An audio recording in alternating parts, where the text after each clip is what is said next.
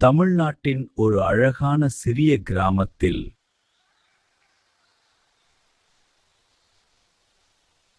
கார்த்திக் என்ற 10 வயது சிறுவன் தனது அம்மா மீனாவுடன் வாழ்ந்து வந்தான்.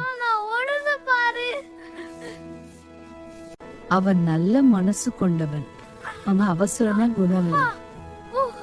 அது இப்பவே வேண்டும். கொஞ்சம் காத்திருப்பா, பிறகு வாங்கலாம். அவள் எப்போதும் பொறுமையோடு பேசுவாள்.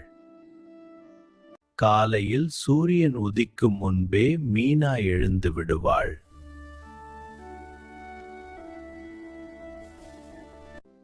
சாப்பாடு மறக்காம சாப்பிடணும்பா.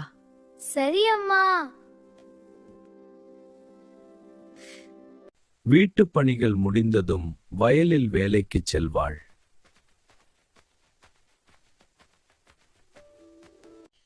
மாலை வர்ற அம்மா, கவனமா போப்பா.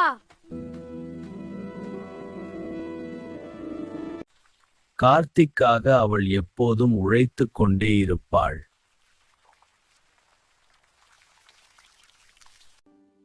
கார்த்திக்காக அவள் எப்போதும் சிரித்த முகத்தில்தான் இருப்பாள். இந்த கதை தாயின் அன்பின் வெளிப்பாடாக இருக்கிறது.